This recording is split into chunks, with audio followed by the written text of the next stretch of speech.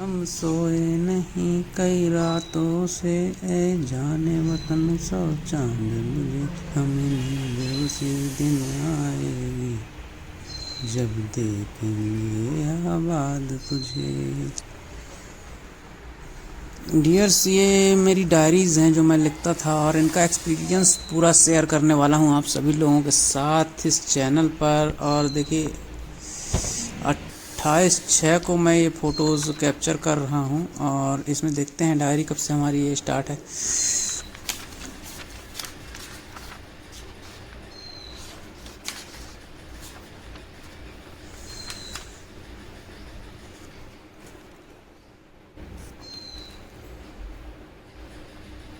दस आठ 2009 मंडे, 10/8/2009 सोमवार का दिन था और सावन का महीना था। 10 तारीख थी, 8वां महीना था 2009 से हम ये डायरी स्टार्ट किए थे लिखना। इस समय मैं इंग्लिश की पढ़ाई भी कर रहा था, इंग्लिश सीख रहा था, धीरे धीरे बोलना सीखना लिखना धीरे धीरे सीख रहा था। और उसी समय मैंने एक नई आदत चालू की थी। कुछ बातें ऐसी होती हैं जो हम कह नहीं सकते, या कई बार कुछ लोगों के जीवन में ऐसा होता है कि बात करने वाला कोई नहीं होता। तो ऐसी स्थिति में यदि सारी बातें डायरी पे लिखी जाए, डायरी मेंटेन की जाए एक रूटीन के हिसाब से, तो काफ़ी हद तक जो बातें हैं वो डायरी पे आ जाने से क्या है कि थोड़ा सा जो माइंड है वो थोड़ा सा रिलैक्स फील करता है ना। तो ये एक कारण था। दूसरा एक कारण ये भी था कि राइटिंग इम्प्रूवमेंट के लिए, ठीक है, जो टूटी फूटी गलतियाँ होती हैं वो धीरे धीरे सुधरेंगी। तो बहुत से रीज़न होते हैं डायरी लिखने के। तो इसमें डायरी में देखिए टिकट वगैरह भी मैंने अटैच करके रखा हुआ है। जैसे कहीं पे यात्रा की, कहीं पे, हर बार नहीं किया, कभी हाथ में रहा तो लगा दिया, कभी हर बार हर चीज़ें अटैच नहीं हैं, वैसे चीज़ें अटैच नहीं हैं।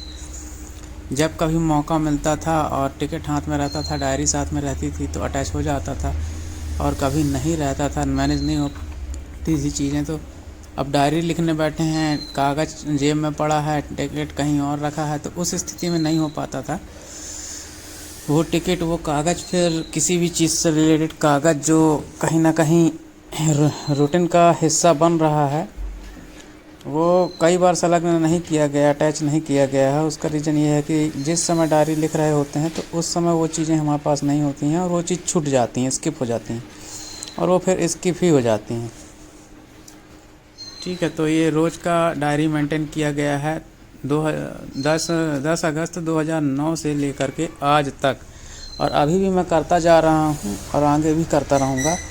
तो ये जो एक्सपीरियंस है, ये हालांकि मेरे डायरी देख करके आपको एक्सपीरियंस नहीं बताऊंगा, लेकिन ओवरऑल जितना मेरे को याद है, जो स्ट्रगलिंग दौर है उसके बारे में एक एक चीज़ें इस चैनल पर एक्सपीरियंस देने वाला हूँ कि कहाँ से मैंने स्टार्ट किया, कहाँ से मैंने होश संभाले।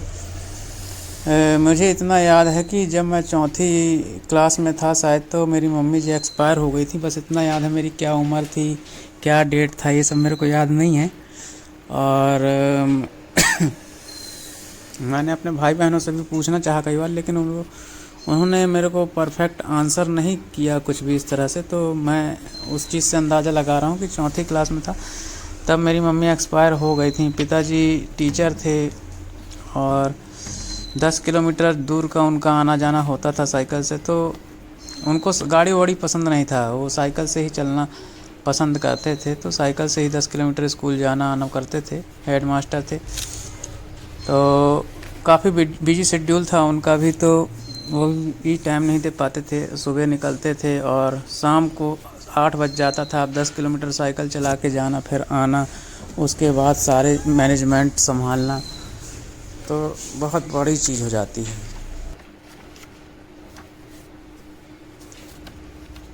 ये। टिकट है, जब हम लोगों ने लाइफ स्टार्ट की थी अपनी, तो उस समय क्या है कि सही और गलत बताने वाला कोई था नहीं। और पिताजी क्या है, अब माँ तो थी नहीं, और 4th-5वीं क्लास में था उस समय, और पिताजी अपनी ड्यूटी में थे। तो सुबह जाते थे और शाम को आते थे, थक जाते थे बहुत। ठीक है, तो जिस मतलब सिचुएशन में मतलब हमारा बचपना बीता है, उस हिसाब से स्ट्रगल देखिए हमसे बढ़ के भी लोगों ने स्ट्रगल फेस किया है। और मैं ये नहीं कहता कि मतलब मैंने बहुत ज़्यादा स्ट्रगल फेस किया है, एक से बढ़कर एक लोग हैं इस दुनिया में। ऐसे ऐसे लोग हैं कि जो हमसे भी ज़्यादा स्ट्रगल फेस किया हुआ है। लेकिन ठीक है, हमको लगता है कि अपना एक एक्सपीरियंस शेयर करना चाहिए। उससे क्या है, जो हम गिरे उठे, उससे जो सीखा हमने, तो उससे सुन करके काफ़ी चीज़ें सीख सकता है व्यक्ति। और दूसरों के गिरने से सीख ले सकता है कि अगला व्यक्ति कोई गलती कर रहा है, उसको देख लिए हैं कि हाँ ये गलती कर लिया है, तो उससे हमको सीख ले लेना है। ज़रूरी नहीं है कि आप गिर करके ही सीख लें, है ना। तो इन सब चीज़ों का यही बेनिफिट है कि अगर किसी फेलियर से बहुत कुछ सीखा जा सकता है। फेलियर से वो चीज़ सीखी जा सकती है जो सक्सेस से नहीं सीखी जा सकती। ठीक है ना। तो सक्सेस से वो चीज़ें नहीं सीखी जा सकती, और फेलियर से बहुत कुछ सीखा जा सकता है, बहुत डीपली ज्ञान हासिल किया जा सकता है फेलियर से। तो फेलियर से ही व्यक्ति आगे बढ़ता है। ठीक है। और हमारे पिताजी कहते थे कि मतलब जो चलता है वही गिरता है, जो बैठा है चलता नहीं है वो कैसे गिरेगा, है ना। तो सीधी सी बात है कि जो व्यक्ति प्रयासरत है और जो आगे कुछ हासिल करना चाहता है, कुछ लक्ष्य बना करके चल रहा है, वही गिरेगा, है ना। और हिम्मत होगी तो वही उठेगा और उस चीज़ को हासिल करेगा। तो ये सब चीज़ों के बावजूद एक बहुत बड़ा सपना मैंने मतलब टारगेट किया था अपनी लाइफ में, जिसकी दौड़ अभी भी चल रही है। वो तो सपना काफ़ी समय पहले पूरा हो गया होता, लेकिन फेलियर पे फेलियर आते गए। और एक्चुअल में उसमें पार्टनर वाला नीड था, पार्टनर वाला कुछ नीड जनरेट हो रहा था, जिसके लिए मतलब शादी भी मैंने की थी कि मतलब शादी होगी तो 1 से 2 होंगे। काफ़ी समय बाद की बात बता रहा हूँ, मतलब कहाँ वो 4th क्लास और कहाँ पूरा एजुकेशन ग्रेजुएशन करने के बाद, फिर बाकी वर्किंग करने के बाद, मतलब 15 साल होने के बाद, 15 से 20 साल होने के बाद ये सब चीज़ें आती हैं, शादी वादी की चीज़ें। ठीक है। तो इतना बड़ा समय गुजरने के बाद धीरे धीरे सारी तैयारी की गई थी। जो मेरा बहुत बड़ा सपना था, उस सपने को पूरा करने के लिए मतलब बोला जाए तो शुरुआत मैंने कर दी थी। और देखते ही देखते परिस्थितियाँ, माहौल ने इतना विकट रूप लिया और सपना टूट गया। लेकिन हमने टूटने नहीं दिया। एक अपनी लड़ाई होती है, और इस लड़ाई के तहत क्या है, अभी भी चल रही है, कोशिश जारी है। और एक ना एक दिन मेरे को लगता है कहीं ना कहीं से अंदर से आवाज़ आती है कि वो चीज़ पूरी होगी कहीं ना कहीं से। तो बीच में काफ़ी अरसा ऐसा भी हो गया, 1-1.5 साल, तो यही चीज़ सोचने में ख़राब हो गया कि भाई क्या होगा क्या नहीं होगा। मेरे को असंभव सा लगने लगा कि अब हो गया, सपना टूट गया है, अब नहीं हो सकता वो। लेकिन हो गया, कुछ महीने कुछ साल बीत गए और उसके बाद फिर वापस से उठ खड़ा हुआ व्यक्ति। और तो ये सारा एक्सपीरियंस मैं आगे के वीडियोस में शेयर करूँगा। डायरी में कुछ चीज़ें हैं, अगर कहीं कुछ भूलूँगा तो उनकी मदद लूँगा। सब कुछ देखिए क्या है, 3 घंटे का पिक्चर देखें तो सारा कुछ तो नहीं बता पाएंगे। मैन जो स्टोरियाँ होंगी वो उसके माध्यम से, जिससे कुछ सीख मिलने वाली होगी, वो चीज़ हम आपसे शेयर करेंगे इस चैनल पे वीडियो के माध्यम से। तो ये डायरियाँ रखी हुई हैं, इसके अलावा और भी हैं, अलग अलग जगह पर रखी हुई हैं। तो सारे मतलब मैंने, ये तो मेरा रूटीन ही था डायरी नोट करना प्रतिदिन, आज भी मैं लिखता हूँ। तो सारा एक्सपीरियंस आगे के वीडियोस में मैं शेयर करूँगा और बहुत कुछ सीखने को मिलेगा। तो बने रहिएगा चैनल पर, और चैनल पर नए हैं तो सब्सक्राइब कर लीजिए यदि आपको पसंद आ रहा हो मेरा कंटेंट तो। और अगर कुछ त्रुटि नज़र आ रही है तो मुझे बताइएगा, मैं सुधार की कोशिश करूँगा, कमेंट सेक्शन में बताइएगा। ठीक है। और ये मेन है जहाँ से टर्निंग पॉइंट है, ये वाला डायरी देखिए। ये शादी को जिस दिन हुआ उसी दिन से मैंने स्टार्ट किया था इसको, स्पेशल डायरी था। और यहाँ ये टर्नेबल पॉइंट है लाइफ का, और यहाँ से ज़िंदगी पूरी बदली थी। और ये आगे की वीडियो में शेयर करूँगा मैं आपको कुछ डिटेल्स, अगर मेरे से हो सकेगा। थोड़ा सा हिचकिचाहट भी है कि क्या बोलना चाहिए क्या नहीं बोलना चाहिए, तो अभी इन सब चीज़ों काफ़ी सस्पेंस है, लेकिन फिर भी मैं आगे की वीडियोस में कोशिश करूँगा कि मतलब जो चीज़ें बताने लायक हैं तो मैं आपको सारी चीज़ें एक्सप्लेन कर सकूँ, ताकि आप लोग इससे बहुत कुछ सीख पाएंगे, है ना। कैसी स्थिति में क्या मैनेज करेंगे तो फेल होंगे, और कैसे मैनेज करेंगे तो पास होंगे, ये सब चीज़ों का आइडिया मिल जाएगा, ठीक है ना। तो आगे की वीडियो में सारी चीज़ें शेयर करेंगे। और कई तरह के मल्टीटास्किंग वर्क कर चुका हूँ अपनी लाइफ में, जैसे प्राइवेट जॉब हो गया अलग अलग सेगमेंट में, ठीक है। उसके अलावा इंश्योरेंस में सीनियर कंसल्टेंट हूँ आज की डेट में, ठीक है। मेरे को लगभग 11-12 साल हो रहा है उसमें। और एक कंप्यूटर शॉप का ओनर रह चुका हूँ, और आज एक कंप्यूटर ट्रेनिंग सेंटर का भी ओनर हूँ करंट में। तो काफ़ी कुछ है मेरे पास बताने के लिए। अगर मैं सारा एक्सपीरियंस शेयर करूँ तो बहुत कुछ सीखने को मिलेगा लोगों को, युवा पीढ़ी को, और आने वाले जो भी हमारे स्टूडेंट्स हैं उनको, जो लाइफ में कुछ करना चाहते हैं, बिज़नेस करना चाहते हैं, कोई जॉब करना चाहते हैं, या नॉर्मल लाइफ या स्पेशल लाइफ जीना चाहते हैं। तो बहुत सी छोटी छोटी चीज़ें हैं जो सीखने की ज़रूरत है। छोटी छोटी चीज़ों को सीख कर ही आदमी कुछ बड़ा कर पाता है।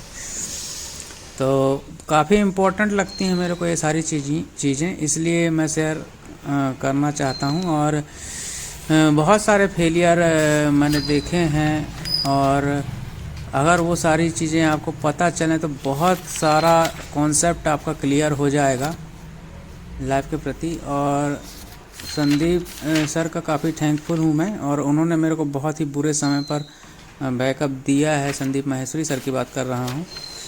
मेरे को काफ़ी देर से पता चला उनके वीडियोस वगैरह के बारे में, और काफ़ी देर से मतलब मेरा उनसे लिंक हो पाया। यूट्यूब वगैरह बहुत शुरू में नहीं था हमारे समय पे, और था भी तो इतना ज़्यादा उसका प्रचलन नहीं था, इतना ज़्यादा संभव नहीं था कि मोबाइल पे हम उसको यूज कर पाएँ। उस समय तो मोबाइल भी छोटे वाले हुआ करते थे। तो काफ़ी समय बाद, मतलब लगभग मतलब 21 साल की उम्र के बाद हमको संदीप सर का कोई वीडियो देखने को मिला, और उसके बाद से लाइफ जो है काफ़ी, मतलब हर समस्या का समाधान उन्होंने बताया है। रिकवर करना, ऐसे व्यक्ति को रिकवर होना चाहिए, किसी भी समस्या को कैसे फेस करना चाहिए, तो उनसे भी बहुत कुछ सीखने को मिला है। और इसीलिए आज लाइफ में हैं, बने हुए हैं, और हर परिस्थिति को ट्रीट करना आया है, उनसे सीखा है हमने। तो सारा एक्सपीरियंस आपको इस चैनल पर मिलेगा, और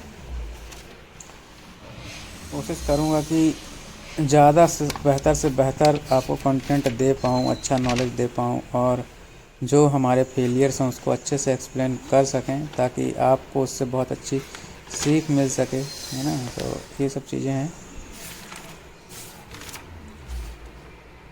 और ये देखिए, इस तरह से मैंने ये डायरी वगैरह लिखी हुई है। बीच बीच में कुछ पर्चे लगाए हुए हैं, कहीं रसीद है, कहीं टिकट है ना। एक बार तो पुलिस ने चालान काटा था, तो चालान वगैरह भी मैंने इसमें अटैच कर दिया था।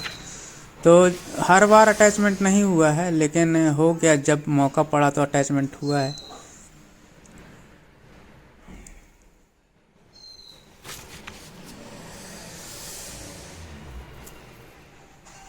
ये शादी के समय का है, और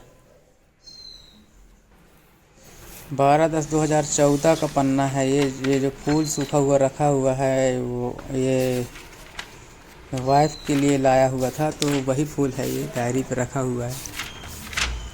तो उन्होंने रख दिया था, तो मैंने फिर बाद में इसको डायरी पे दबा लिया था। और ये कहीं का टिकट है शायद, पार्क वगैरह, हाँ, ये पार्क का टिकट है। पार्क गए थे हम लोग, तो घूमने गए थे, वहाँ का टिकट है।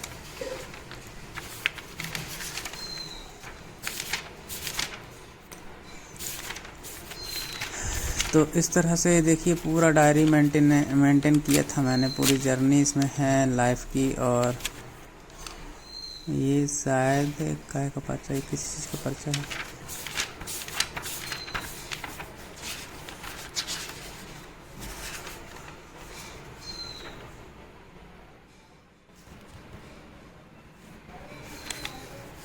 ये देखिए चोट वगैरह लगा था उसका पूरा।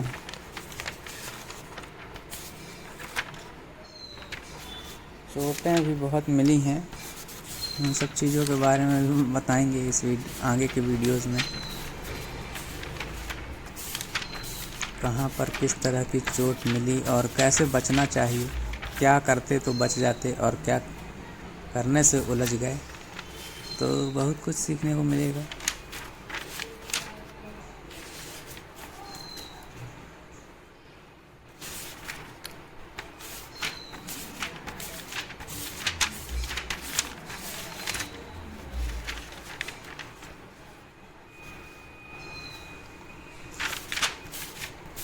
एक्चुअल में जब कोई व्यक्ति बच्चा होता है ना, मतलब 4th क्लास में 4th क्लास में होता है, तो उस समय क्या है, उसमें कोई भी बच्चा हो, आज मैं हूँ, कोई भी हो, कोई भी बच्चा होता तब उसमें ये इतनी समझ नहीं होती कि क्या सही है और क्या गलत है, वो ये निश्चय कर पाए।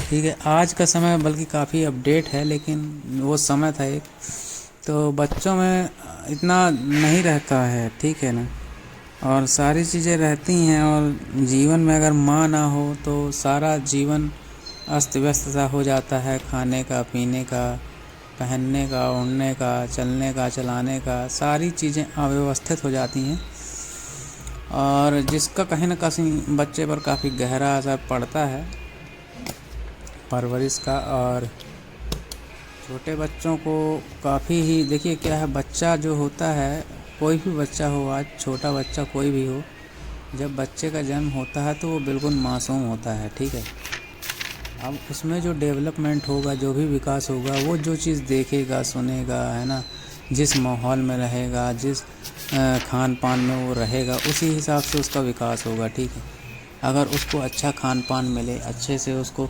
विटामिन्स वगैरह मिले, तो वो हष्ट पुष्ट रहेगा। ठीक है, और यदि ज़्यादा उसको नहीं खान पान अच्छे से हो पा रहा है तो वो वीक भी हो सकता है काफ़ी हद तक। ठीक है, मतलब शारीरिक तौर पर, मानसिक तौर पर कुछ विकलांगताएं भी हो सकती हैं अगर ज़्यादा लापरवाही की गई बच्चे के प्रति। तो ठीक है, तो इन सब चीज़ों का बहुत रोल है। यहाँ पर देखिए डायरी पर, ये शायद मेरे को खरगोश ने काट दिया था, तो खून के छींटे इसमें डायरी में पड़ गए थे, तो वही है। और ये एडमिट कार्ड है किसी चीज़ का। जीवन में पहली बार मैंने एक बार वैकेंसी भरी थी पूरी लाइफ में। ठीक है ना, एक बार मैंने वैकेंसी भरी थी, रेलवे की वैकेंसी भरी थी, और ऐसे ही मजाक में भर दी थी मैंने। बोला कि देखें ज़रा एक बार कैसे क्या होता है, सीखने के पर्पज़ से मैंने भरा था, न कि जॉब प्राप्त करने के पर्पज़ से। मैं सीखना चाह रहा था कि क्या चीज़ें होती हैं, कैसे एग्ज़ाम होता है, क्या क्या चीज़ें होती हैं, तो जानकारी मिली। एक्चुअल में मेरे को गवर्नमेंट जॉब कभी करनी ही नहीं थी, क्योंकि हमारे पिताजी गवर्नमेंट जॉब पे थे, टीचर थे, तो हमने बहुत करीब से देखा है कि क्या गवर्नमेंट जॉब क्या होता है। और एक्चुअल में जो ईमानदार लोग होते हैं ना, वो गवर्नमेंट जॉब से बहुत ज़्यादा संतुष्ट नहीं हो पाते, क्योंकि वो बेईमानी जो नहीं कर सकता है बेईमानी। ठीक है, तो क्या है कि जो बेईमानी नहीं कर सकता, मेरे पिताजी टीचर थे, उन्होंने तो अपनी सैलरी पे, मतलब गवर्नमेंट स्कूल था तो अपनी सैलरी पे 2 अलग से टीचर हायर किए थे बच्चों को पढ़ाने के लिए। एक्चुअल में उनके यहाँ पर टीचर कम थे। ठीक है, टीचर कम थे तो बच्चों की ठीक से पढ़ाई नहीं हो पाती थी, और सरकारी जो ड्यूटीज़ निकलती थी उसमें पिताजी की ड्यूटी लग जाती थी, जैसे चुनाव का वर्क, जनगणना का वर्क, और भी बहुत सारे वर्क निकलते हैं, तो उनमें इनकी ड्यूटी लगा देते थे, और बच्चों का भविष्य चौपट हो रहा था। तो उसके चक्कर में पिताजी ने मतलब 2 टीचर्स को हायर किया था, अपनी सैलरी से हायर किया था, और प्राइवेट तौर पे, और उनको मतलब स्कूल में अपॉइंट किया था कि भाई आप बच्चों को पढ़ाइए, क्योंकि हम जितना पढ़ा पा रहे हैं, एक टीचर्स और 200 से ऊपर बच्चे रहते थे। जहाँ तक कि पिताजी ने एक बार शेयर किया था किसी से, तो मैंने सुना था, तो मेरे को पता है कि एक टीचर्स, मतलब पिताजी अकेले टीचर्स थे वहाँ पर हेड मास्टर के तौर पे, और बच्चे जो थे 200 से ज़्यादा बच्चे थे, तो एक व्यक्ति 200 से ज़्यादा बच्चों को हैंडल करना काफ़ी मुश्किल हो जाता है। और ऊपर से जो ड्यूटीज़ वगैरह गवर्नमेंट देती है, जैसे किसी जनगणना में ड्यूटी लगा देना, या फिर किसी वोटर के कार्य में जनगणना चुनाव वगैरह में ड्यूटी लगा देना, तो उस दौरान बच्चों की जो पढ़ाई है वो उस चक्कर में चौपट होती थी। तो यही मुख्य कारण था जिसकी वजह से उन्होंने टीचर्स हायर किए थे, ताकि बच्चों का नुकसान किसी भी तरह से ना हो पाए, है ना। उनको जो जिस समय पे जो ज्ञान मिलना चाहिए वो उनको प्रॉपर मिलता रहे, है ना। तो इस चीज़ के लिए तो अब इन सब चीज़ों को देख करके महसूस हुआ कि यार गवर्नमेंट जॉब में भी बहुत परेशान थे कि मतलब सुबह से जाना फिर शाम को आना, 10 किलोमीटर साइकिल रन करना, तो और उसके बाद भी बच्चों का भविष्य ठीक से मतलब मैनेज नहीं हो पाता था। घर के बच्चे हों चाहे स्कूल के बच्चे हों, तो अलग से टीचर्स हायर करना पड़ा था कि ताकि बच्चों का अच्छे से। लेकिन क्या है, हेड हेड होता है, जूनियर जूनियर होता है, ठीक है। जूनियर जो है सैलरी बेस पे लगे हुए हैं वो अपने हिसाब से काम करेंगे, लेकिन जो लीडर है वो अपने हिसाब से ही काम करेगा। तो ठीक है, किसी तरह से मैनेज करके पिताजी ने ड्यूटी की, और हमने देखा कि वो ड्यूटी में इतना मतलब व्यस्त थे। अब उनका भी मजबूरी था, 10 किलोमीटर जाके फिर आके साइकिल चला के काफ़ी थक जाता है व्यक्ति। खुद को अपने आप को उस जगह पर रख करके सोचो तो चीज़ें समझ में आती हैं कि कितना मुश्किल रहा होगा 10 किलोमीटर जाना फिर आना, उसके बाद फिर दुनिया भर का काम करना, वोटर का कार्य और जो भी सरकारी डिपार्टमेंटों के माध्यम से ड्यूटी लगाई जाती थी, ठीक है, चुनाव के कार्य में या किसी भी कार्य में। तो रात दिन बराबर मैंने तो देखा है कि 2-2 बजे रात को चुनाव ड्यूटी में निकलते थे घर से, रात को 2 बजे। तो घर में जब उनके टिफ़िन वगैरह के लिए तैयारियां होती थी, खिटपिट होती थी, तो आवाज़ आती थी, तो मेरी भी कई बार नींद खुली, ठीक है। तो उनकी तैयारी कराने के लिए कई बार मतलब अब एक शहर से दूसरे शहर जाना पड़ता था उनको चुनावी ड्यूटी के दौरान। तो इसमें ये होता था कि चुनावी ड्यूटी के दौरान जब जाना पड़ता था तो उनकी तैयारी 2 बजे रात को निकलते थे, ठीक है। जहाँ जैसा जो चीज़ें मैनेज करने को चीज़ें पड़ती थी उस तरीके से, जैसे अब कहीं बाहर जाना है, ट्रेन 2 बजे रात का है, तो वो ज़्यादातर 2 बजे मैंने उनको कई बार देखा है निकलते हुए। तो 2 बजे उनका तैयारी वगैरह करके बैग वगैरह तैयार करके फिर उनको निकलना पड़ता था। और इस तरह से मतलब सारी चीज़ें चली हैं। अब बहुत ज़्यादा बिजी शेड्यूल था और बहुत मेहनत भी की थी, पिताजी ने बहुत मेहनत करते थे, आज भी बहुत मेहनत करते हैं। मतलब 80 साल की उम्र में इतनी मेहनत करते हैं कि मतलब एक युवा वर्ग का व्यक्ति जो लड़का है, जो जवान है, युवा है हमारा, वो मेहनत नहीं कर सकता जो आज एक 80 साल के हमारे पिताजी जो मेहनत करते हैं। तो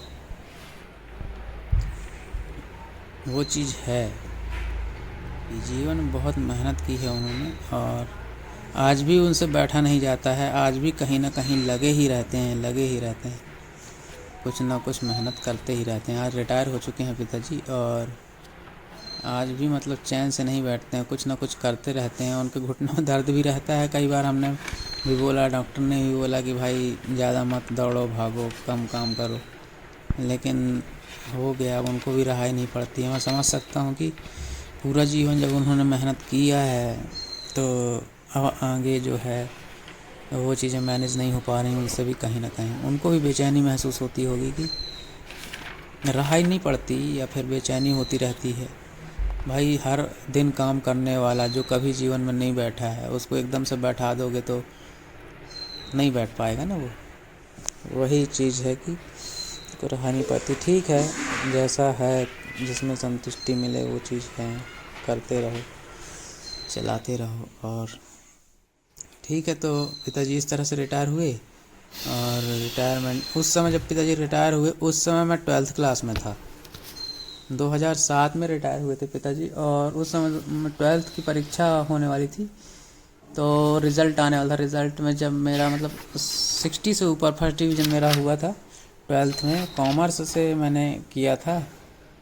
और 10th में जब मैंने 10th में भी फर्स्ट डिवीज़न पास किया था, 67% बने थे उसमें। तो उस समय मैथ साइंस का मन था मेरा, लेकिन क्योंकि एक बार 9th क्लास में मैं लुढ़क चुका था, फेल हो चुका था, ठीक है। उसका मेन रीज़न था कि मेरे को क्रिकेट में ज़्यादा इंटरेस्ट था और मैं पढ़ाई वगैरह में मन नहीं लगता था, तो क्रिकेट वगैरह में बहुत ज़्यादा मन लगता था, जिसके कारण मतलब पेपर के दिन भी हम क्रिकेट खेलते थे। तो मैं फेल होने का पढ़ाई में बिल्कुल भी इंटरेस्ट नहीं था। और फेल होने के बाद काफ़ी लोगों ने समझाया बुझाया, तो वापस सब पढ़ाई चालू की थी। फिर उसके बाद फर्स्ट ही डिवीज़न आया हर क्लास में, फिर सेकंड नहीं आया उसके बाद। लेकिन इंटरेस्ट नहीं था, ज़बरदस्ती पढ़ रहे थे, इंटरेस्ट कहीं और था। और ठीक है, किस तरह से पढ़े लिखे आगे बढ़े। और फिर उसके बाद जब फर्स्ट ईयर में कॉलेज में पढ़ाई करने की बात आई तो पिताजी गए थे एडमिशन कराने। और उतना ज़्यादा इंटरेस्ट नहीं था, लेकिन हो गया किसी तरह से। कंप्यूटर का चूज़ किए थे, BCA चूज़ किए थे। और BCA जब एडमिशन करा के लौट रहे थे, आजकल हर चीज़ में कमीशन खोरी, एजेंट खोरी हो गई है। तो पिताजी डायरेक्ट नहीं गए थे एडमिशन कराने, उनके कोई फ्रेंड थे, गए थे एडमिशन कराने साथ में।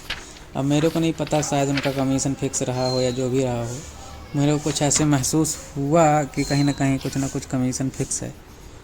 खैर वो सब चीज़ों से मेरे को क्या करना है, लेकिन एक सीख है, ये सब चीज़ें चल रही हैं आजकल कि अगर क्या है, लोगों को बांध के रखा जाता है कि आप स्टूडेंट लेके आओ, हम आपको बदले में कमीशन देंगे। इस तरह का प्रचलन चल रहा है, ठीक है। और एडमिशन हुआ, एडमिशन कराने के बाद जब खर्चा वगैरह, प्राइवेट कॉलेज था, खर्चा वगैरह जब पता चला, और लौटते समय पिताजी ने मेरे को बोला कि अब मेरे को कुछ और करना पड़ेगा, क्योंकि मैं तो खाली बैठ नहीं पाऊँगा, और पढ़ाई का भी इतना खर्चा है कि कैसे मैनेज हो पाएगा। घर में और भी चीज़ें हैं, ठीक है, घर की मरम्मत करानी है, और शादी ब्याह का भी है, भाइयों का शादी ब्याह कराना है, तुम्हारा भी आगे चल के कराना पड़ेगा। तो सारी चीज़ें देख के चलना। तो उस हिसाब से बजट के बाहर जा रही थी पढ़ाई, मेरे को पिताजी ने बताया, मेरे को ऐसा हुआ। तो मेरे मन में सबसे बड़ी बात आई यहाँ पर, चलिए मैं शेयर कर देता हूँ। सबसे बड़ी बात मेरे माइंड में वहाँ पर ये आई कि भाई अभी जो उस समय जो प्रचलन चल रहा था, जो खबरें चल रही थी, उसके हिसाब से ये सुनने को मिल रहा था कि जो मतलब गवर्नमेंट जॉब पढ़ाई करते हैं, कलेक्टर की हो, पुलिस की हो, या कोई भी बड़ा पद हो, ठीक है, जिसके लिए व्यक्ति पढ़ रहा है, जी जान से पढ़ाई कर रहा है, तो पढ़ाई करने के बाद एग्ज़ाम वगैरह निकालने के बाद भी उसको कहीं ना कहीं घूस खिलानी पड़ती है, तब जा कर के उसका सिलेक्शन होता है। उस समय ऐसी खबरें चल रही थी। अब उस समय उतना ज़्यादा नॉलेज था हम लोगों को था नहीं, जितना नॉलेज था उस हिसाब से जो लोग बताते थे, और जो खबरें यहाँ वहाँ से मिलती थी, पेपर की न्यूज़ से और बाकी जगह से। तो ये सब चीज़ें व्यापार में आपका घोटाला, ये सब चीज़ें जब दिमाग में आती थी तो लगता था कि यार फिर तो पढ़ाई व्यर्थ हो गई। ऐसा महसूस होता था कि यार लोग ये सोच के पढ़ाई कर रहे हैं कि मुझे गवर्नमेंट जॉब चाहिए, ठीक है। अब गवर्नमेंट जॉब की पढ़ाई तो कर ली, एक मिडिल क्लास फैमिली वाले ने किसी तरह से रो धो के कर्ज करके पढ़ाई कर ली। उसके बाद जब उसने मतलब किसी अच्छे पद के लिए उसने फॉर्म भरा, परीक्षा दी, और परीक्षा में पास होने के बाद जब उससे घूस बड़ी मांगी जाती है कि आप 50,000 रुपये दे दीजिए तो आपका हो जाएगा, हम करवा देंगे, या 1 लाख दे दीजिए, या 5 लाख दे दीजिए, जो भी एक अमाउंट होता है जो घूस के तौर पे मांगा जाता है, तो उस अमाउंट को देने की क्षमता नहीं होती किसी भी मेडिकल में, क्योंकि वो ऑलरेडी अपनी ज़मीन जायदाद गिरवी रख चुके होते हैं, बेच चुके होते हैं पढ़ाई करते समय, ठीक है। अब उनके पास कुछ भी नहीं बचा होता कि वो जॉब पाने के लिए घूस दे पाएँ कहीं से, ऑलरेडी वो कर्जे पे रह चुके होते हैं, ठीक है। पढ़ाई करने में ही इतना कर्जा हो जाता है कि आगे वो कुछ भी मतलब अफोर्ड नहीं कर सकते।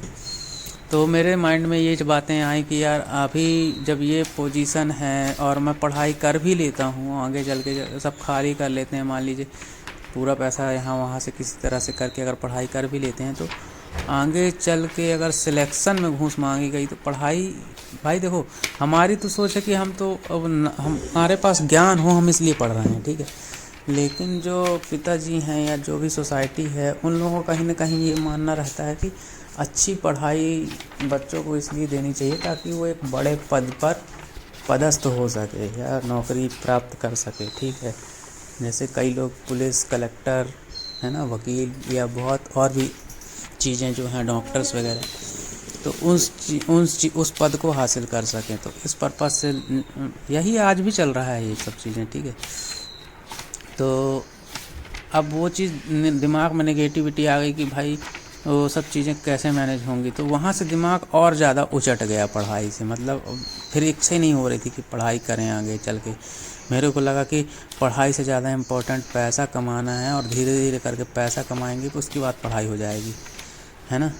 तो वहाँ से और ज़्यादा मन उचट गया मेरा पढ़ाई से। और क्रिकेट से नहीं उचटा था, क्रिकेट तो खेलते रहते थे बीच बीच में कभी कभी, लेकिन फिर उसके बाद क्या है, मतलब आर्थिक पोजीशन कुछ ज़्यादा टाइट हुई, तो मैंने फिर वहाँ से क्या, मैं पार्ट टाइम काम तो पहले काफ़ी समय पहले से ही करता रहा, जैसे बच्चों को ट्यूशन देना, ठीक है, वोडाफोन कंपनी का प्रचार करता था, और साथ में एजेंट का काम भी पकड़ लिया था। सहारा का नाम सुने होंगे, पल्स का नाम सुने होंगे, ठीक है। ऐसे करते करते धीरे से फिर मेरे को LIC वाले सर मिले, जहाँ से फिर थोड़ा सा लाइफ जो है थोड़ा सा ट्रैक पे आया, और उन्होंने मेरे को सिखाया, पढ़ाया, मेरा एग्ज़ाम दिलाया। उस समय वो सर के माध्यम से पहली बार अपने जीवन में घर से बाहर निकला था। जबलपुर लेके गए थे मेरे को एग्ज़ाम के लिए, तो पहली बार निकला था। और उसके बाद एग्ज़ाम वगैरह अच्छे नंबर से निकालने के बाद IRDA का एग्ज़ाम हुआ था, और एग्ज़ाम निकालने के बाद फिर वापस से मैं आया था। तो उसका फिर LIC का भी काम करने लगा था पार्ट टाइम, और पढ़ाई चल रही थी अपने स्तर पर, लेकिन पढ़ाई में मन तो था नहीं। तो मेरी BCA में फर्स्ट ईयर में बैक लगी थी 2 सब्जेक्ट में। बैक तो सारे लोगों की लगी थी, जितने साथ वाले लोग थे मेरे सभी की बैक लगी थी। किसी की मतलब फंडामेंटल्स में लग गई थी, कंप्यूटर्स में लग गई थी, किसी की डाटाबेस में लग गई थी, जो भी सब्जेक्ट होते हैं, ठीक है। डाटा स्ट्रक्चर में किसी की बैक लग गई थी, किसी की मैथ में लग गई थी, गणित में लग गई थी। मेरी जो बैक लगी थी वो एक गणित में लगी थी, एक और किसी सब्जेक्ट में लगी थी, ठीक है। गणित में मैं शुरू से ही कमज़ोर था, तो उसमें मेरी लगी थी। उसको सब लोगों ने बहुत नॉर्मल लिया, और नॉर्मल ही होता है, ठीक है। बैक लगना स्वाभाविक नॉर्मल ही रहता है, और दूसरे साल वो क्लियर हो जाता है। लेकिन हाँ, पिताजी लोगों को इन सब चीज़ों के बारे में नहीं मालूम था, क्योंकि उनके समय का पैटर्न अलग था और आज के समय का पैटर्न अलग हो चुका है। तो वो इस चीज़ को बहुत ज़्यादा गहराई से ले लेते थे कि बैक लगना मतलब फेल हो जाना, लाइफ ख़राब हो जाना, इस तरह का वो ले लेते थे। तो फिर मैंने वहाँ से और पढ़ाई ड्रॉप ही कर दी। फिर उसके बाद फिर मैंने 1 साल का ITI किया कंप्यूटर से। तो मैंने BCA में कंप्यूटर एज अ इंटरेस्ट है, इंटरेस्ट के हिसाब से जो भी कंप्यूटर चलाना वलाना, जो बेसिक कॉन्सेप्ट समझा था, तो जिसमें इंटरेस्ट था। मैथ में तो अपन वीक थे, कमज़ोर थे, लेकिन जो बाकी चीज़ों में कंप्यूटर चलाने में अपना इंटरेस्ट था, तो उसके तहत हमने कंप्यूटर के नॉलेज को पकड़ लिया।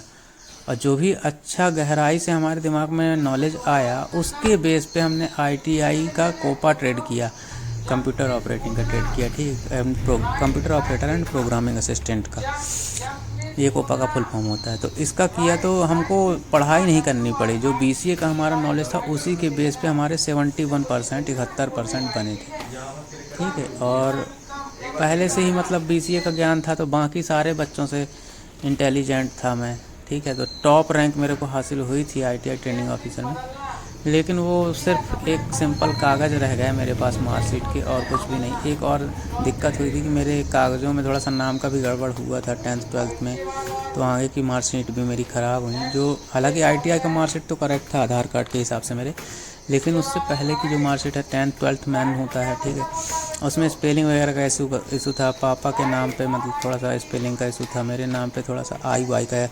मेरे नाम पे ज़्यादा बड़ा मिस्टेक तो नहीं था, स्पेलिंग का मिस्टेक था, लेकिन पापा के नाम पे तो शब्द ही, एक शब्द का ही मिस्टेक था, सू को सो कर दिया गया था। तो ये दिक्कत थी, तो वहाँ से और डिमोटिवेट हुआ मैं। तो हालांकि मेरे को जॉब तो करनी नहीं थी, क्योंकि मैं जॉब का जान चुका था, सिस्टम क्या होता है, किस तरह से करनी होती है और कैसे लगती है। तो शुरू में ही इंटरेस्ट नहीं था, बिज़नेस करने का था, लेकिन उसमें पैसे नहीं होते थे। तो हमने सोचा था कि यार पैसे अच्छे कमाएंगे, जोड़ेंगे, और फिर जोड़ने के बाद जब अच्छे पैसे होंगे तब उसके बाद कुछ ना कुछ करेंगे। तो और एक बहुत बड़ा सपना सेट था कि एक सपना बहुत बड़ा था, मतलब 50 एकड़ की ज़मीन पे एक ऐसा कारोबार सेट करने का था जिसमें कंप्यूटर वो मोबाइल से रिलेटेड सुई से लेकर मतलब जो एक हवाई जहाज़ तक पूरा होता है ना, प्रोडक्शन, मैन्युफैक्चरिंग, प्रोग्रामिंग, और जो कंप्यूटर ट्रेनिंग, सारी चीज़ें मतलब एक ही जगह पर करने का प्रोग्राम था। वो कभी डिस्कस करेंगे उस बारे में किसी भी दूसरे वीडियो पर। तो वो खुद अपने आप में एक बहुत विशाल चीज़ थी, और वो होती तो सारी अचीवमेंट उसमें कवर हो रहे थे, और बहुत बड़े लेवल पे। तो इस तरीके से हुआ चला। और फिर उसके बाद मैंने पिताजी से बोला कि मैं जॉब करना चाहता हूँ कहीं पे पार्ट टाइम, तो पिताजी ने साफ साफ मना कर दिया था। एक बार एक ऑनलाइन की शॉप है हमारे एरिया पे, गांधी द्वार वाले इलाके में है, तो मैं वहाँ गया। एक कंप्यूटर शॉप में ऑनलाइन का शॉप था, कंप्यूटर ऑनलाइन की सर्विस जहाँ मिलती। तो मैंने बोला भैया मेरे को मतलब काम पे रख लीजिए, पैसा आपको जो देना हो नहीं देना हो तो मत दीजिए, अभी मैं सीखूँगा, तो अभी आप नहीं भी देंगे तो चलेगा। तो उसने मेरे से एग्रीमेंट साइन कराने की बात कही कि आप एक स्टाम्प पेपर ले आओ, उसमें लिख कर दे दो। तो वो कहीं ना कहीं अनसेफ लगा, मतलब घर वालों को बहुत ज़्यादा अनसेफ लगा। तो अनसेफ लगा और पापा ने तो साफ साफ मना कर दिया था कि नहीं, तुमको कुछ करने की ज़रूरत नहीं है, अभी तुमको जो पढ़ाई करो अपने हिसाब से, कुछ मत करो। तो पापा लोग तो मना करने के बाद भी, हालांकि मैंने उस जगह पे काम तो नहीं किया क्योंकि स्टाम्प पेपर साइन कराने की बात कर रहा था। फिर उसके बाद मैंने एक फ्रेंड के माध्यम से अपने एरिया के पास में ही एक मतलब श्री वेंकटेश ट्रेडिंग कंपनी थी, ठीक है, ट्रेडिंग कंपनी थी। तो उस ट्रेडिंग कंपनी में मतलब किसी तरह से रिज्यूम गया मेरा, और उसके बाद जिसके रेफरेंस में गया था उससे मतलब रिमार्क मांगा गया कि किस तरह का लड़का है, क्या है। तो वहाँ पे बताया कि बहुत अच्छा लड़का है, ईमानदार है, सबसे बड़ी चीज़। तो वहाँ पर मेरे को जॉब मिली ऑफिस बॉय में। तो ऑफिस बॉय में वहाँ हर प्रकार का काम करता था, पानी भी पिला देता था, टायर भी कर लेता था। धीरे धीरे कंप्यूटर वहाँ जो लोग चलाते थे उनसे और काम को पकड़ करके सीख करके वहाँ पे करने लगा था धीरे धीरे। फिर मेरा जो वहाँ पर जो है धीरे धीरे चेंज हो गया था। मतलब एक ऑफिस बॉय के अंतर्गत सारे काम आते थे ना, कि सब्ज़ी दे आओ, चाय ले आओ, गुटखा ले आओ, और ये कर लो, पानी पिला दो थोड़ा सा, ये कर लो, टायर का नंबर लिख लो, ठीक है, पेट्रोल पंप चले जाओ, पेट्रोल भरा दो, पेट्रोल की पर्ची ले आओ, बिल दे आओ, चेक जमा कराओ बैंक में जाके, बैंक से पैसे ले आओ। तो ये सब चीज़ काम करने के बाद फिर जब मैंने कंप्यूटर पे हाथ लगाया तो उन्होंने देखा कि यार ये लड़का कंप्यूटर में भी अच्छा है। फिर उसके बाद मेरे बाकी दूसरे काम छूट गए, उन्होंने मुझे कंप्यूटर का काम दे दिया, और कंप्यूटर का मैं फिर वहाँ से काम करने लगा, और वहाँ से सीखने को भी बहुत कुछ मेरे को मिलने लगा। तो अब पढ़ाई मेरी प्राइवेट से चालू हो गई थी, ITI हो चुका था, और प्राइवेट से मैंने एडमिशन ले लिया था। जो मैंने पैसे कमाए थे प्राइवेट जॉब करके, पार्ट टाइम जॉब करके, उससे मैंने प्राइवेट से मतलब रेगुलर ना करके प्राइवेट से BCom में मैंने एडमिशन ले लिया था। और उसमें मेरे को सिर्फ एग्ज़ाम देने जाना था और घर में पढ़ाई करनी थी, तो इसलिए मेरा जॉब चल पा रहा था आराम से। तो जब जॉब में मेरा थोड़ा सा प्रोग्रेस हुआ, कंप्यूटर वगैरह सीख के जब मैं कंप्यूटर ऑपरेटर के पद पर काम करने लगा, तो फिर वहाँ पर मैंने बहुत ज़्यादा वर्क करने लगा। मतलब वहाँ पर चार लोगों को निकाला गया, और वो 4 लोगों का काम मैं अकेले करता था, और 4 लोगों को जॉब से निकाल दिया गया। सैलरी मेरे को एक व्यक्ति की ही मिली, जो मेरी थी उस समय बेसिक जो सैलरी मेरी हुआ करती थी 6,000 रुपये के आसपास हुआ करती थी मंथली। और धीरे धीरे करके वो 7 साढ़े 7 हो गई थी जिस समय मैंने वहाँ से छोड़ा था। लगभग 1.5-2 साल मैंने वहाँ काम किया था, और क्या है वो बहुत ज़्यादा काम देने लगे थे। 4 लोगों का काम तो ऑलरेडी मैं कर ही रहा था, उसके बाद और लोगों को काम से निकाल के उनका काम मेरे को देने लगे थे। लोड बहुत ज़्यादा बढ़ने लगा था, और शोषण टाइप का मेरे को लगा कि शोषण टाइप का कुछ ऐसा हो रहा है। तो फिर मैंने उसको ड्रॉप किया था, और फिर दूसरी जगह जा कर के अपना ज्वाइनिंग किया था, ठीक। तो ये इस तरह से मतलब मैंने जब जॉब चालू किया था, तो पिताजी या घर के लोग जो है, उन लोगों का इच्छा नहीं था कि काम वाम करे करके कुछ ऐसा, ठीक है। तो मैंने ज़बरदस्ती काम किया, धीरे धीरे सेट होता गया सबको। फिर धीरे धीरे किसी को कोई आपत्ति नहीं थी, कोई मना नहीं करता था, कोई कुछ नहीं बोलता था। सब जानते थे कि हाँ वहाँ काम कर रहा है, आ रहा है, जा रहा है। सब किसी ने मतलब बाद में फिर शुरू में ही आपत्ति जताई, उसके बाद फिर आपत्ति नहीं जताई। फिर चलता रहा, सैलरी मिलती रही, और जो सैलरी मेरे को मिली तो उसके हिसाब से फिर मैंने चीज़ें बनाना चालू की। जैसे कंप्यूटर अपना खुद का ख़रीदा एक ठो, धीरे धीरे, और मोबाइल ख़रीदा अपना, है ना। फिर और कॉलेज वगैरह की थोड़ा बहुत फीस भरी प्राइवेट से, जो उस समय चल रहा था मेरा। तो मेरे अंदर एक आदत थी कि मैं शुरू से ही मतलब एक चीज़ के भरोसे नहीं रहता था। पार्ट टाइम में देखिए LIC चल रहा था, कहीं ना कहीं इतना कर देते थे कि हमारा मतलब काम मतलब बंद ना हो एजेंसी। जैसे साल की 12 पॉलिसी का टारगेट रहता था, उतना हम कर देते थे। साइड में उससे चल रहा था, उसमें भी उस समय 700-800 आ जाते थे। धीरे धीरे वो बढ़ता गया, कहीं ना कहीं, कभी 1000, कभी 2000, कभी 700-800। तो ऐसे करके वहाँ से भी आ जाता था, जो नौकरी करते थे वो भी आ जाता था। और धीरे धीरे करके पढ़ाई किए, इन्वेस्टमेंट किए, कुछ इक्विपमेंट्स भी खरीदते थे, जो भी इनकम होती थी। तो ऐसे करके चलता रहा। और घर पर उतना ज़्यादा वो नहीं था, पिताजी लोग कभी मेरे को नहीं बोले पैसे वैसे के लिए। और उनका पेंशन वगैरह आ रहा था, और घर पिताजी चला रहे थे आपस अच्छे से, बहुत अच्छे तरह से, और कहीं कोई दिक्कत नहीं था, ठीक है।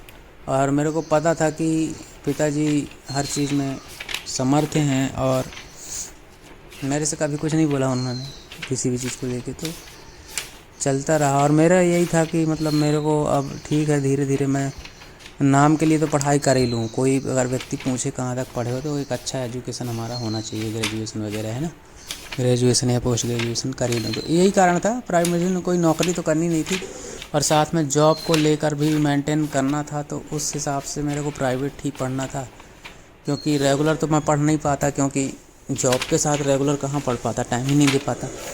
तो प्राइवेट ही एक ऑप्शन था, तो प्राइवेट पढ़ाई करने लगा, चलने लगा और इसी तरह से चलता रहा। तो बीकॉम में से 3 साल का था, 3 साल का एग्ज़ाम दे करके बीकॉम क्लियर किया। फिर उसके बाद एमकॉम का भी ऐसे ही एडमिशन लिया महेश योगी वैदिक विश्वविद्यालय से। फिर एमकॉम के लिए वहाँ एडमिशन लिया और फिर दूसरी कंपनी में एक KMJ hot system private limited थी, वहाँ पे कंप्यूटर ऑपरेटर का पद पे भी काम किया हूँ 2 साल। फिर एक बजाज हॉस्पिटल है, वहाँ पर भी मैंने एक नाइट ड्यूटी की थी। नाइट ड्यूटी पर रिसेप्शन पे रहता था। वहाँ पर तो बहुत ही जटिल चीज़ें मैंने सीखी और देखी। लंच बॉक्स लेके जाता था, शाम को 6 बजे जाता था, सवेरे 6 बजे 8 बजे आता था वहाँ से।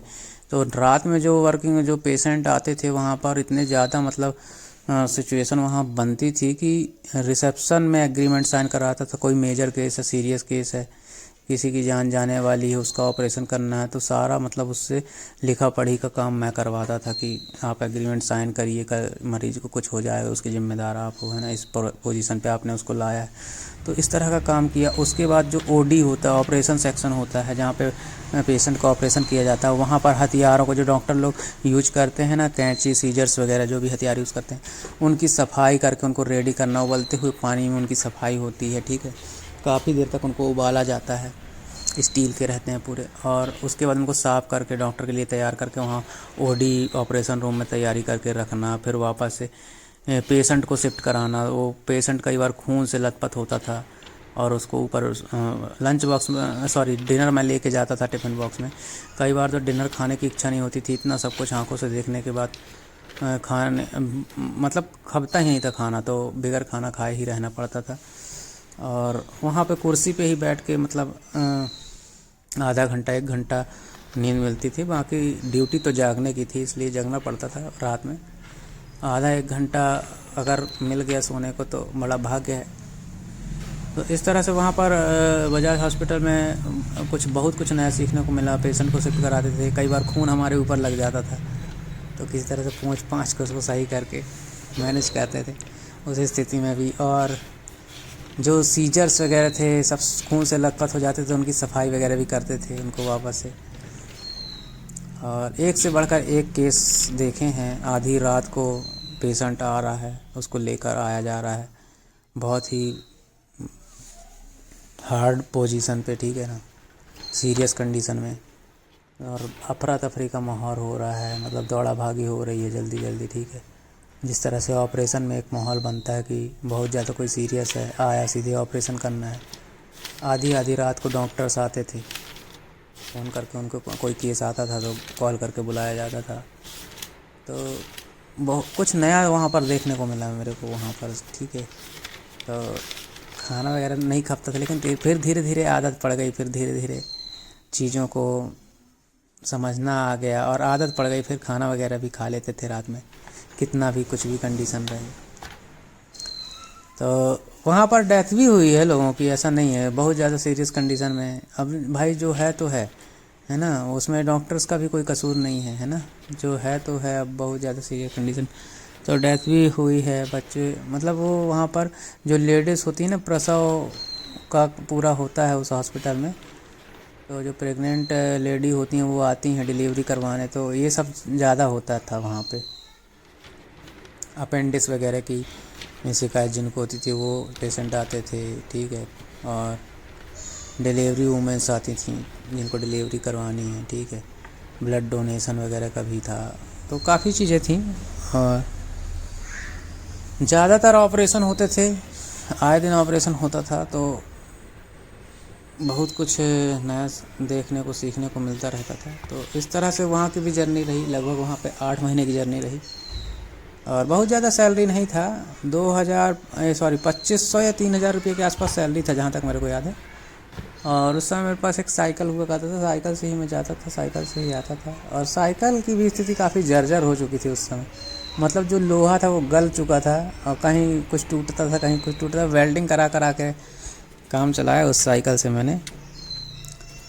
तो ऐसे करते करते, और हाँ, उस समय LIC का काम था मेरे पास। जिस समय जर्जर साइकिल से मैं काम करता था उस समय से LIC का काम भी था मेरे पास। तो अब LIC का ट्रेनिंग वगैरह उस समय उतना ज़्यादा नहीं लिए थे, नॉलेज नहीं था, मार्केटिंग वगैरह कुछ नहीं था। वो तो लाइन ही हमारी अलग थी, उस लाइन पे जाना ही था। लेकिन मजबूरियाँ कुछ होती हैं, अब कुछ पार्ट टाइम जॉब नहीं मिल रहा था तो मजबूरी में ये सब जो एजेंट वाले काम जितने भी ज्वाइन हुए सब मजबूरी में ज्वाइन हुए। जैसे सहारा, इंडिया पल्स, ये सब चीज़ें जो LIC है। उस समय क्या है कि पार्ट टाइम काम नहीं मिल रहा था कहीं पर भी, ठीक है। तो यही पार्ट टाइम एकमात्र काम नज़र आया और इसको मजबूरी में करना पड़ा था पॉकेट मनी के लिए। एक्चुअल में पिताजी से पैसा मांगने में शर्म आती थी मुझे। तो अब कोई बेसिक सी ज़रूरत है, मान लो अंडरवियर है या कुछ भी छोटा मोटा है, तो बाली कटाना है, तो उसके लिए पिताजी से पैसे नहीं मांगे बचपन से ही। जब से होश संभाले तब से नहीं मांगे और खुद ही मतलब ट्यूशन पढ़ा करके मैनेज कर लेते थे। तो ऐसा नहीं कि वो देते नहीं थे, देते थे, मांगो तो क्यों नहीं देते थे। अब मांग नहीं पाते थे, समस्या ये है, हिचकिचा जाते थे और शर्म महसूस होती थी, थोड़ा सा शर्म कह सकते हैं, डर कह सकते हैं। तो नहीं मांगते थे पिताजी से। ये कंप्यूटर ट्रेनिंग सेंटर है मेरा, तो यहाँ पर बच्चे लोगों को सिखाते हैं। आज की ये पोजीशन है, ये 2 बच्चे हैं, ये आज का है। ये इस तरह से LIC का फील्ड करते थे। देखिए फ़ोटोज़ वगैरह सब दिया हुआ है इसमें। और जहाँ फील्ड पे जाते थे, आज के समय का है, पुराना नहीं है ये, अभी का है, जो अभी लास्ट 1 से 2 साल पहले का, अभी से 1-2 साल पहले का, 2023 से 1-2 साल पहले, मतलब 2020 से समझ लीजिए, 2020, 21, 22 है ना, इसके अंदर का ही फ़ोटो है ये सब, लास्ट 3 ईयर का, ठीक है। तो ये फील्ड का फ़ोटो, जो फील्ड में लोगों से मिलते थे, पॉलिसी के लिए रिक्वेस्ट करते थे। अब तो यहाँ पर जॉब अब छूट चुका है, ये बहुत अभी नया फ़ोटो हो गया है। बहुत पुराना एक्सपीरियंस मैंने आपको बताया कि जिस समय हम जॉब पे थे, उसके बाद फिर पढ़ाई करके फिर खुद का बिज़नेस किए थे कंप्यूटर का। और फिर उसके बाद फिर 5 साल करने के बाद फिर ट्रांसपोर्ट में नौकरी की थी 3 साल। फिर उसके बाद फिर ये एजेंट के काम में, एडवाइज़र काम पे कुछ बड़ा किए थे। तो ये वहाँ से फ़ोटो स्टार्ट हुआ है, ठीक है। तो ये रिसेंटली अभी का सब फ़ोटोज़ है लास्ट में, ठीक है। और ये फॉरेस्टर प्लेग्राउंड गए थे बच्चों के लिए, करे बार घुमाने थे, वहाँ फ़ोटोज़ वगैरह है। शाम का टाइम था, अंधेरा हो चुका था उस समय का क्लिप है। गए थे शाम को 5 बजे, उस समय दिन था, लेकिन फिर शाम हो गई थी, रात हो गई थी, है ना, 7 बजे दिन डूब चुका था। तो उस समय का क्लिप है। तो इस तरह से जर्नी रही, बहुत पुराना मैंने आपको बता दिया है इसमें इंट्रो। और जो फ़ोटोज़ वगैरह लास्ट में देखी कंप्यूटर सेंटर, वो सब अभी का है ना, मतलब लास्ट 2 ईयर्स का। बाकी सब बहुत पहले का है, मतलब 15 साल पहले का है सारा कुछ। और